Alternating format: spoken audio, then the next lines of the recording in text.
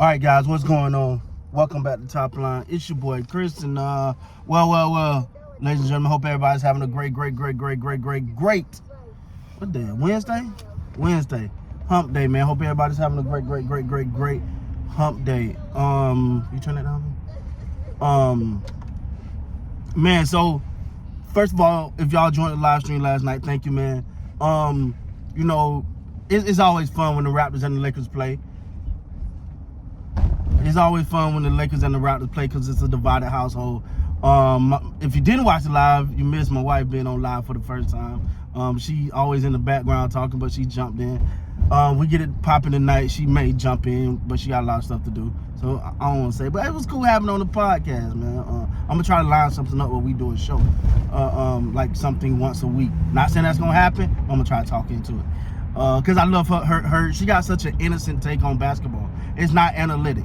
It's pure what I see, what I know, and it's not deep thought. It's real, like just real passion. So, but anyway, so let's talk about it, man. Many people say, Chris, come on now, keep it real with the refs now. Blah blah blah. And this the thing, man. I'm just gonna be honest. First of all,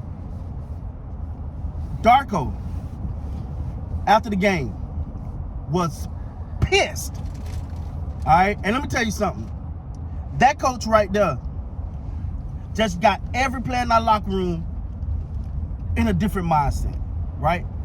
Because a lot of coaches want to play it politically correct. And when you got a coach that's willing to go out down the line for you like that, and many people are boiling down to this game. Yeah, there was a big free throw discrepancy. I watched Stephen A talk about it. He said, well, you got to remember some of those would take fouls late in the game, and all this, right? But to me, the fact of the matter was, Darko said this is not just this game. This has been happening. I've came on this very channel right here and yelled about it. The rap just seemed to get a. Now understand it. I've seen the Lakers get bad calls. We all seen Jason Tatum almost take LeBron arm off if they don't call it. But to me, it just seems as though when it comes to the raps, it just seems to be a little bit more frequent. I'm just gonna be honest with you. You heard Nick Nurse talk about it a little bit. He was more on the court going at the refs, where Darko let it know in the media. Now the NBA gonna find him. They gonna hit him with they gonna get some bread from him. Fine, whatever. Refs don't care. But what I think this caused to happen is now you will get these players with this villain, not even villains, just like, you know what I'm saying? It's like, okay, y'all gonna screw us over anyway, whatever. Like, I think it forced the team as a unit to come together even closer and be like, okay, we see what y'all got. Our coach got our back. And we ain't gonna let him down because he ride with us and we gonna ride for him, type of thing. Again, the one that I really paid attention to, was the screen where Scottie Barnes knocked down the three. It was one of those plays where it's like, to me, okay, I'll put it like this. It's like holding in football. You can call it every play if you want to. You can call a moving screen every play if you want to. But why you choose to call it then? At that critical junction in the game. To me personally, it was the guy moving a little, but tell me which ones are not moving. You know what I'm saying? That's one I think should have rolled. Just me talking, I'm being honest. Hey, me, Chris, a Laker fan, I'm just being honest. They should let that roll. And then on the flip side, you look at they had no Jakob Poeltl in this game, which I think opened the door for Anthony Davis a little bit more. Anthony Davis, choosing to be, and by no stroke of the imagination am I taking anything away from what the Lakers done. The Lakers won. All right, the Lakers won. But I will say, man, there was a lot of questionable calls in that game. But this has been going on for with officiating, period. Like, they got to fix this, man. They got to fix this. And man, I could be watching just random. It could be Orlando versus the Grizzlies, and you just see horrible calls. It's like, Bro, y'all got one job. Get the game right. I think they got to get to a point where they got to implement like who did it? I think the NFL or college, someone where even if the refs don't see it or the ref make a call, you got someone overseeing that can buzz in like stop. That might have been a bad call. Go look at that play, regardless of what the play is, because a call like the one where Scotty hit the three and they called the moving screen on RJ Barrett. That's a call that changed the outcome of a game. Those calls has to be right. When a call can change the outcome of a game, that call has to be right. Now I'm looking at this game, and I'm saying, first of all, I don't know what was up. I don't know when D'Angelo Russell became a tough guy. Like me, I don't vibe with him. I'm sorry, Laker, whatever, don't vibe. I don't know when he became a tough guy. He wanted to get all up in the RJ Barrett face. I was looking like, dog, RJ don't look like the guy face you want to get up in. You know what I'm saying? Like, let that one ride, bro. Like, but it was a physical game. First of all, I don't think no one talks about this but me, but there's a little dynamic between these two teams, right? Like I've heard many times, even before Darko,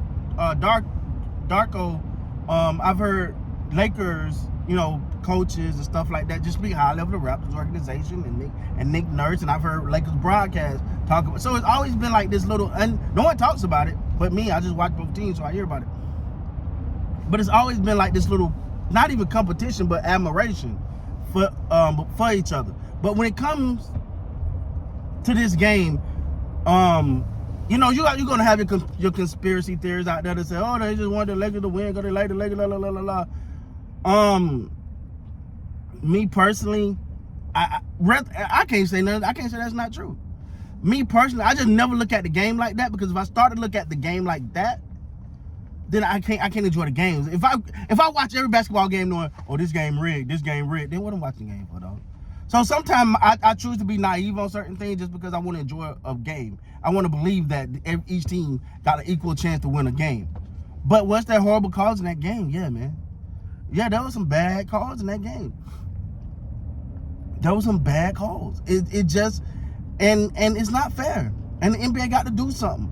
But to me, the biggest thing I take away from it, man, if you wasn't a Darko fan before that moment, you're a Darko fan now. Because you see, and this is the regular season. This is not even at the All-Star break. If this was in the playoffs, you'd be like, yeah, I get it. No, he got this much passion, and we ain't even in the All-Star break yet. That says how much these games mean to him, how much his players mean to him, and how much of a player coach he is. You always heard that he's a player coach, but now you see it. And for him, I mean, it seemed like he held back. It felt like he wanted to go. It felt like people were like, he going in. I don't think he really went in the way he wanted to. I think he held back. So the NBA slapped him with a little fine. He'll make a frisbee out of it.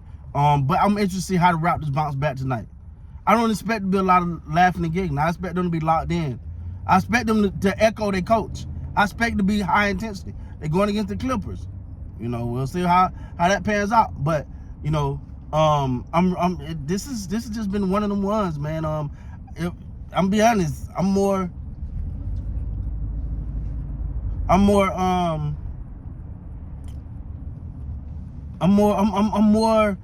just mesmerized with the whole game.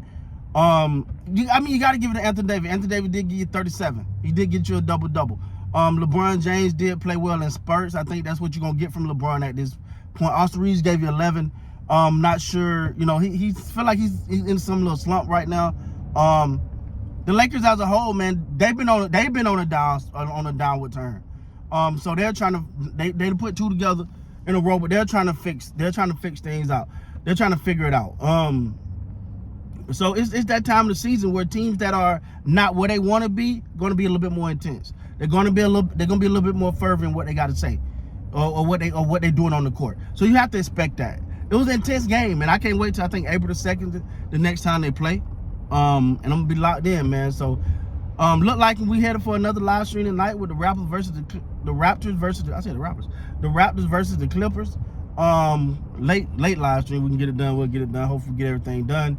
But y'all know your boy being locked in, trying to have some fun, man. And hopefully we don't. Let's not talk about the refs tonight, please. Let's hope we don't have to, because if they mess up, we will. But let's hope we don't have to bring the refs up again. With that being said, guys, please like, comment, subscribe to the channel. Till next time, you guys be great, man.